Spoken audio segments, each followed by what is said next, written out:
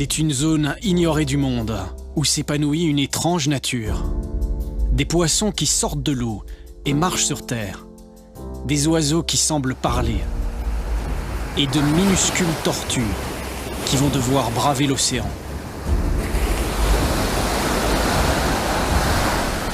Le tout construit par de formidables trompes d'eau qui rugissent en permanence. Bonsoir et bienvenue au pied des chutes de Zongo. Ce soir, votre jardin extraordinaire commence ici, sur la rivière Inkisi. Le moindre petit coup de vent trempe les spectateurs de ce fascinant spectacle de ce cours d'eau. Et le moindre petit rayon de soleil fait apparaître des arcs-en-ciel dans ses gouttelettes. Cette rivière, sa puissance saute aux yeux. Elle est pourtant naine par rapport au fleuve qu'elle va rejoindre dans quelques kilomètres, puisqu'à l'endroit où elle se jette dans le fleuve Congo, eh bien celui-ci débite à 40 000 mètres cubes à chaque seconde. C'est comme si vous preniez le cours de la Meuse et que vous le multipliez par 100. Une telle puissance qui creuse au moment où le fleuve se jette dans l'Atlantique, une fosse de près de 1000 mètres de profondeur. C'est là aussi que se crée un milieu fascinant que nous allons explorer ce soir, les mangroves du fleuve Congo. Un milieu que les scientifiques ne connaissent pas encore parfaitement, qui recèle encore bien des mystères et où viennent se déposer ce que le fleuve a charrié tout au long de son cours, qui est particulièrement long puisqu'il fait plus de 4500 km. Il prend sa source au cœur de l'Afrique, à plus de 1700 mètres d'altitude, dans la province du Katanga, au sud de la République démocratique du Congo. C'est d'abord une toute petite rivière, mais rejointe progressivement par beaucoup d'autres, elle devient le deuxième cours d'eau le plus puissant de la planète. Dans son parcours, le fleuve Congo décrit une large boucle dans une gigantesque forêt équatoriale qui héberge une faune incroyable, dont les plus proches cousins de l'espèce humaine. Dans un pays sans route, c'est aussi une artère vitale pour les hommes. Le gigantesque cours d'eau traverse d'abord Kisangani, puis va séparer Kinshasa et Brazzaville, les deux capitales d'État les plus proches du monde. Le fleuve reste tumultueux jusque Matadi et finalement s'apaise. Avant de terminer sa course dans l'océan Atlantique, il dessine une mosaïque d'îlots et de canaux. Bienvenue tout au bout du fleuve Congo, dans les mystérieuses mangroves du parc marin.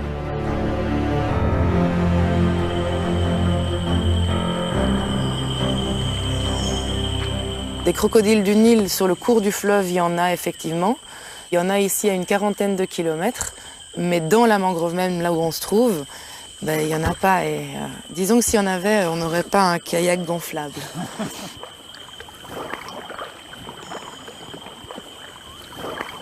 Anne Laudissois est biologiste et aussi carrément aventurière.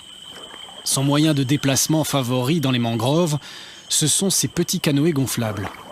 Chaque matin, avant le lever du soleil, elle pagaie jusqu'à ce lac situé au centre du Nil et tend l'oreille. Pour le moment, les oiseaux ne sont encore que des silhouettes. Donc là, je viens les compter tous les matins. Donc là, on est juste sur un espace. Voilà, il y en a encore 4 qui passent. Je regarde à quelle heure ils décollent tous et puis je regarde combien il y en a en fait sur une heure de temps qui s'envolent. Elle compte les perroquets gris, qui ont un aspect plutôt banal, mais une intelligence exceptionnelle. Ils ont beaucoup de ce qu'ils appellent des vocalises. Donc on estime qu'il y a 15 vocalises fonctionnelles, très fonctionnelles, et puis plein d'autres en fait qui doivent être adaptatives jusqu'à 100 en fait. Donc qu'est-ce qu'ils disent ? Il y a des cris d'alarme, il y a des cris probablement aussi d'envol et de cohésion du groupe. Ça on sait qu'il y en a donc des couples puisqu'ils sont monogames en fait. Donc des couples vont se communiquer entre eux, pareil quand il y a les petits. Apparemment ils peuvent même reconnaître le cri de leurs propres oisillons. Donc c'est surtout pour cohésion sociale et alarme, bien entendu. Ici, il y a des prédateurs, il y a quelques vautours qui traînent autour du lac. Et systématiquement, il y en a qui attaquent. D'ailleurs, il y en a un qui est posé là-haut. Déjà au temps de l'Antiquité, les perroquets étaient capturés et envoyés vers l'Europe. Mis en cage pour leur capacité à imiter des mots ou des phrases entières et capables de les replacer au bon moment. Une intelligence qui, paradoxalement, menace leur survie. Chaque année, des dizaines de milliers de perroquets sont exportés illégalement vers l'Europe. Si on veut donner des chiffres, en gros, ce qui est saisi chaque année dans des aéroports en Europe, c'est plus ou moins de l'ordre de 100 000. Et on estime qu'ici, du Congo, c'est le deuxième exportateur, avec 46% quand même des exportations. Et les plus grands importateurs, c'est les Pays-Bas et la Belgique et l'Afrique du Sud. Si ce dortoir à perroquets est préservé, c'est qu'il se situe au cœur même des mangroves et que l'accès à ces îles est particulièrement difficile. En réalité, ce ne sont même pas de véritables îles. Il n'y a pas un centimètre carré de terre en surface. Ce sont uniquement des arbres qui poussent sur l'eau. Pour y accéder, il faut se glisser entre des racines qui tombent du ciel. Ces arbres ont trouvé des stratégies pour conquérir le milieu aquatique. Un territoire hostile pour ces végétaux, car la teneur en sel dans l'eau est très importante. Entre le fleuve et l'océan, les mangroves sont aussi un refuge, une barrière protectrice. Ici, on va rentrer dans une de ces fameuses cages formées par les racines des mangroves, des palétuviers pour être exact.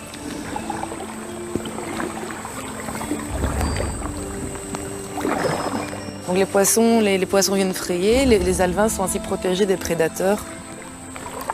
Alors les racines, oui, sont projetées par le tronc depuis la plante. Donc il y a un tronc qui est, on va dire, la plante mère initiale.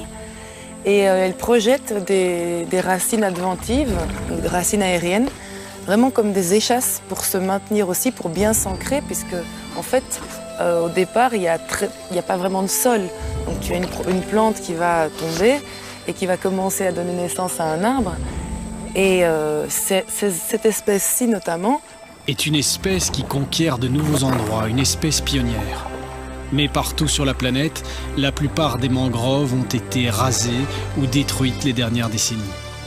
Le risque est grand de le regretter un jour, car les mangroves constituent une protection naturelle contre les grandes marées ou d'éventuels tsunamis.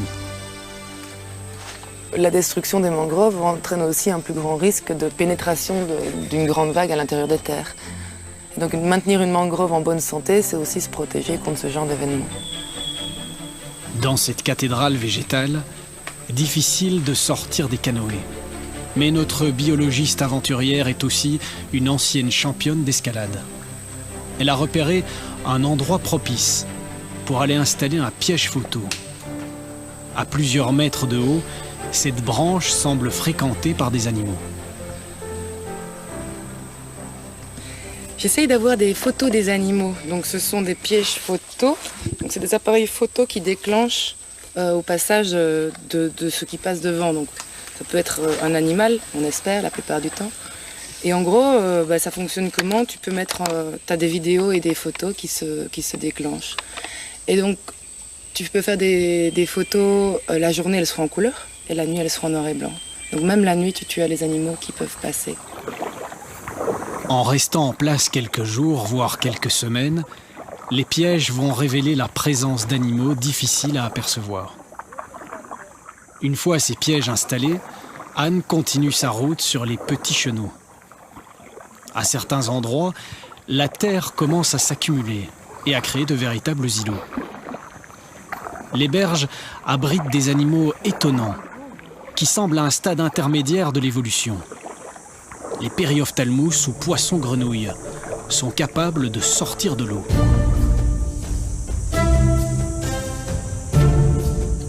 C'est un poisson qui marche sur ses nageoires pectorales, qui marche hors de l'eau, qui peut passer beaucoup de temps, jusqu'à 24 heures hors de l'eau. Parce que de nouveau, il vit dans un environnement hostile, mais ils ont développé des adaptations physiologiques assez impressionnantes.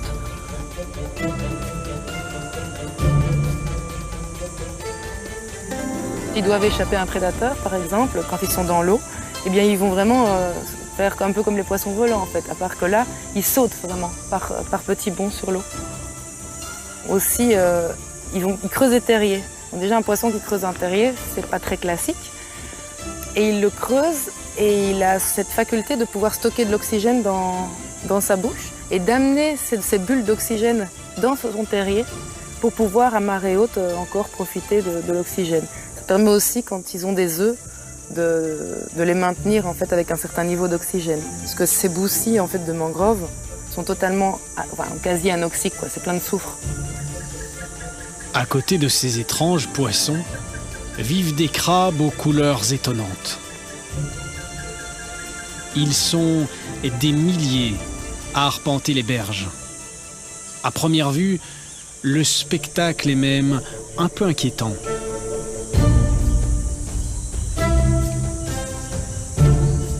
Pourtant, ils se contentent la plupart du temps de filtrer le sable pour ne manger que des micro-organismes. Si tu vois, ils sont très actifs là pour le moment. Ils sont un peu détritifhages, donc ils vont prendre la boue ou le sable et ils vont amener ça à leur bouche, ils filtrent, ils ramènent les particules et ils recrachent des petites boulettes de sable. Qu'est-ce qu'ils mangent? Ils trouvent un tout petit peu de choses à manger. Ouais.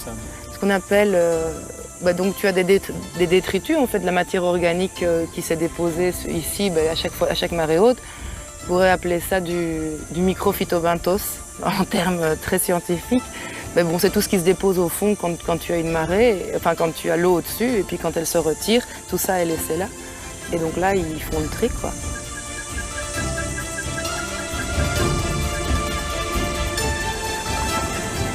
Quelques jours plus tard, à la paillote qui lui sert de bureau, Anne branche les pièges photos qu'elle a récupérés.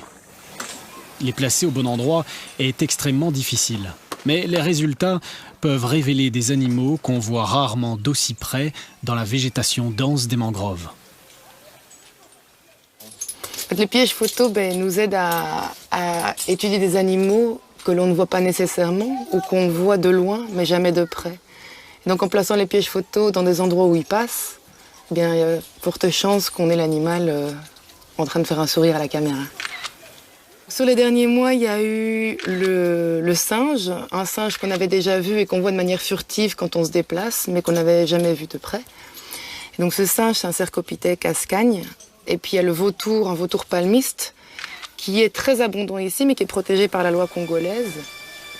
Une bien belle moisson, mais c'est un piège tourné vers l'eau qui va révéler les images les plus exceptionnelles, bien qu'il faille les décrypter. Ce mouvement furtif, c'est celui d'un lamantin qui vient respirer en surface. Un mammifère marin qui vit dans ces eaux tellement troubles qu'on ignore à peu près tout de cette espèce. Des images fugaces qui devront être confirmées pour certifier la présence des lamantins au parc marin des mangroves. Le bureau de Anne est basé sur une île entièrement recouverte de coquillages. Ils sont tellement nombreux qu'ils rehaussent le niveau du sol, tapissé de ces coques nacrées. C'est le fruit d'une longue tradition. Les coquillages sont bouillis puis ouverts, enfilés sur des brochettes et amenés au marché voisin avant d'être vendus pour quelques francs congolais. Cette pêche est pourtant un travail de forçat. Chaque matin sur le fleuve, les pêcheurs et surtout les pêcheuses, car c'est plutôt une activité de femmes, plongent à plusieurs mètres de fond, dans un courant fort et une eau boueuse sans visibilité, pour remonter ces coquillages, source de revenus pour les rares habitants du coin. Les habitants des mangroves ne craignent pas pendant la pêche les crocodiles. Ils se méfient en revanche des derniers hippopotames. Fini les canoës gonflables, trop dangereux. Notre embarcation a changé. Car même en restant à distance, notre guide, Louis Ngeli, se méfie. Réputés dangereux et imprévisibles, les hippopotames sont craints. Et le nom du grand mâle n'inspire pas la confiance. On est sur le secteur avec les tout derniers hippopotames du parc marin des mangroves.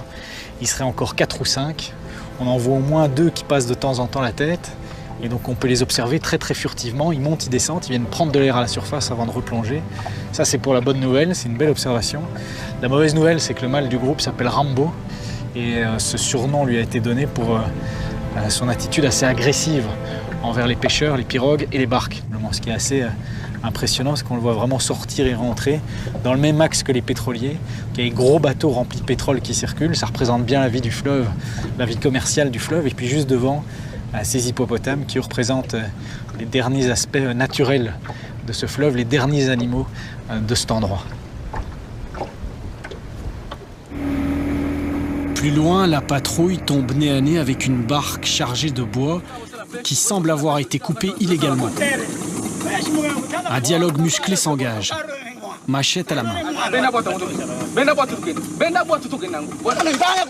L'homme n'est pas arrêté, mais condamné à jeter le bois qu'il a coupé. D'après lui, il s'agit de bois mort, qui ne vient pas de la mangrove et qu'il est permis de ramasser. Mais il y a un test sans appel. Le bois de la mangrove est extrêmement dense. S'il est jeté à l'eau, il coule. Ce qui est bien le cas cette fois-ci. Mais les arrestations sont peu nombreuses et les voleurs de bois rarement arrêtés.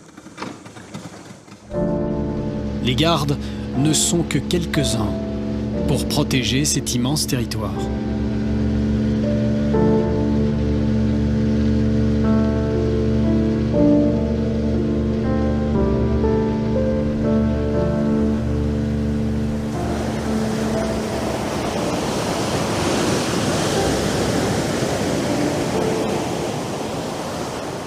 À cette époque de l'année, les gardes travaillent sans relâche.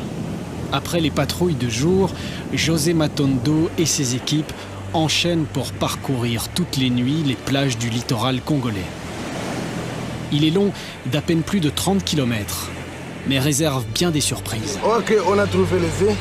La tortille, quand elle pond, elle cache ses œufs. C'est pourquoi, après avoir pondu, parce que la tortille fait ça, elle pond ici. Mais elle part aussi de l'autre côté pour aller masquer un peu. Par équipe de 3, les gardes marchent toute la nuit pour repérer des traces à peine visibles dans le sable. Les œufs se trouvent à une trentaine de centimètres de profondeur. Nous avons pris ça comme ça. Nous allons aussi déposer comme ça. Et lorsque vous allez transplanter aussi les œufs, on prend ça même position. On les retourne même position. Donc vous ne pouvez pas prendre les œufs comme ça et vous tournez comme ça. Ça ne va pas naître. Donc que les œufs restent intacts, immobiles là-bas. Les œufs sont placés dans un seau et transférés vers une écloserie pour éviter tout braconnage. 23h49. Jusqu'au petit matin, les patrouilles ramènent des centaines d'œufs à l'écloserie. Ils vont les enterrer exactement comme ils les ont trouvés. Et ainsi, les protéger des prédateurs, rats et crabes, et des hommes avec leurs constructions parfois trop envahissantes. On va déterrer les œufs là-bas et venir mettre ça ici pour la protection. Comme il y a des gardes ici, les braconniers, les gens ne peuvent pas venir ici prendre les œufs. Et par là, on va les arrêter. Mais quand les bébés vont sortir, on prend les bébés, on les fait retourner à l'océan. Ici, les œufs sont aussi à l'abri des marées, car les constructions, parfois illégales, empiètent tellement sur la plage que les tortues n'ont plus de place où pondre. Trop proche de la mer, la ponte risque d'être noyée. En venant pondre, ces géantes à carapace sont aussi menacées par les filets de pêche aux mailles trop serrées. Les plages surfréquentées ne facilitent pas non plus la vie des quelques tortues qui s'y aventurent de jour. Cette tortue olivâtre a été surprise par l'arrivée du soleil. Mais heureusement pour elle, ce sont les gardes qui l'ont trouvée. Ils en profitent pour la mesurer, l'inspecter. Et ce n'est pas la première fois qu'elle est prise. Donc ici, particulier, plastron cassé. C'était une tortille qui était attrapée par les filets. Et c'est pourquoi elle a une blessure ici. Elle est plastron. Vous voyez comment ça se fait, comment ça bouge. Donc, ça, Mais il était attrapé par les parconnus et ils ont voulu tuer ça. Mais la tortue a échappé. Je sais que la tortue a échappé parce que rien à faire, ça ne peut pas faire comme ça.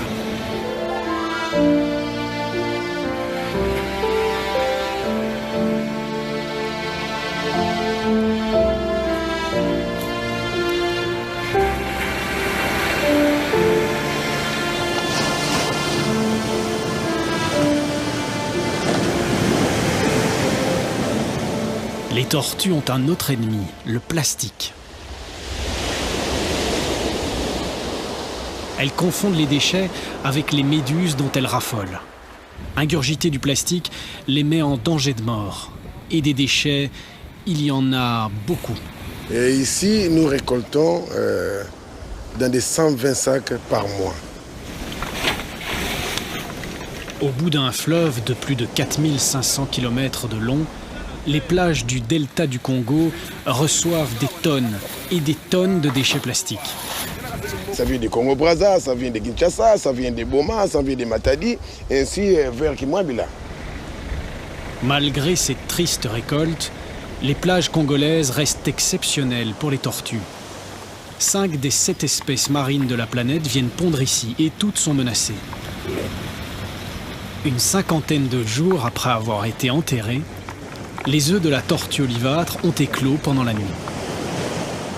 Chaque matin, au soleil ou sous la pluie, l'opération se répète. Les petites tortues d'à peine quelques centimètres sont conduites à l'océan par les gardes. Grâce à cette aide, elles ont déjà évité les prédateurs des plages, oiseaux et crabes.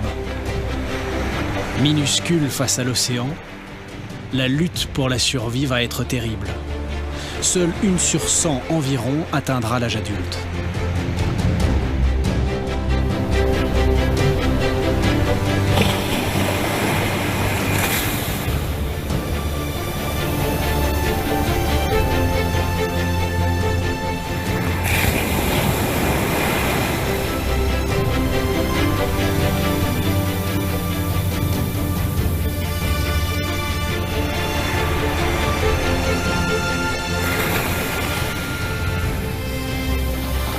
Une fois à l'eau, elles ne toucheront plus terre pendant des années, jusqu'à revenir pondre à leur tour sur les plages qui les ont vues naître.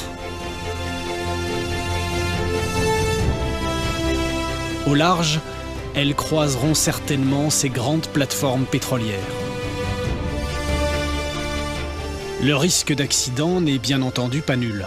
Mais la société d'extraction laisse à nos caméras la possibilité de visiter toutes ces installations, sans qu'on puisse y déceler la moindre pollution visible a priori. L'entreprise possède aussi des puits sur terre, et les ONG locales dénoncent l'enfouissement de déchets polluants, le manque de redistribution des richesses et les dangers environnementaux. Mais aidé financièrement par les pétroliers, le directeur du parc des mangroves assure lui que le danger d'une marée noire est assez faible. Au niveau du parc marin des mangroves, il n'y a pas d'exploitation pétrolière. L'exploitation pétrolière se fait aux alentours. Elle n'est pas éloignée évidemment, mais elle ne se trouve pas dans le parc marin des mangroves. Donc le parc est préservé de la pollution au pétrole brut. Son plus gros reproche, c'est l'afflux de population lié au pétrole. Des dizaines de milliers de personnes ont été attirées dans la région dans l'espoir d'un travail. Et elles font désormais pression sur les mangroves. Davantage qu'un risque de pollution, ils redoutent aussi que le parc ne soit déclassé par les autorités et envahi par des constructions sur les plages. Elles sont déjà de plus en plus nombreuses. Plus 1 mètre carré de sable n'est totalement à l'abri des grandes marées. Notre expédition sur le fleuve Congo touche à sa fin. Mais une aventure exceptionnelle nous attend encore. Alors que la plupart des habitants et des observateurs doutaient même de leur existence, plusieurs lamantins ont été confisqués vivants.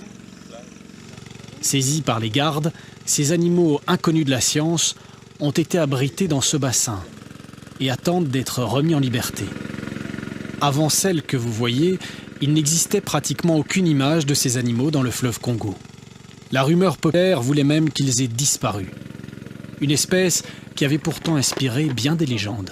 La famille à laquelle appartiennent les lamentins sont les Sirénidés. Donc un peu la légende des sirènes viendrait notamment de ces animaux. Quand ils sortent de l'eau, quand les femelles en particulier sortent de l'eau avec de la végétation sur la tête, comme ça, on avait l'impression que c'était des femmes. Et puis comme elles ont une poitrine, bah forcément, on pensait que c'était des femmes poissons, quoi.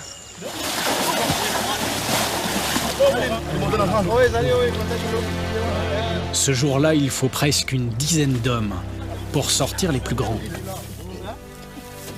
L'épreuve est rude pour les animaux, mais pour la scientifique, c'est aussi une aubaine. Ici, comme il est déjà blessé par les filets, je prends juste un peu de peau. Comme ça, on va le nettoyer, voilà, c'est une bonne idée. Leurs corps sont parcourus de cicatrices. Ils ont été pris dans des filets, capturés par des pêcheurs qui les braconnent pour vendre leur viande. 48. 128. Mais ceux-ci vont pouvoir être relâchés. La brève captivité de ces lamentins va permettre à la scientifique d'avoir la chance unique de les voir de près, de les étudier, les mesurer, faire des prélèvements pour analyse.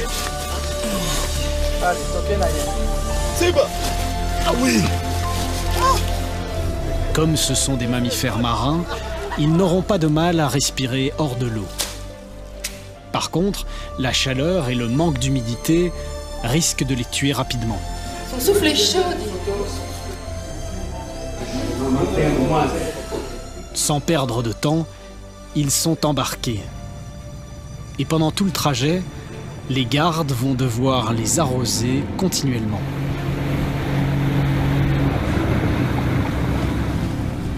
Puis finalement, à l'endroit même où ils ont été pris, en quelques secondes, c'est la remise à l'eau, avec l'espoir de ne plus jamais les revoir prisonniers.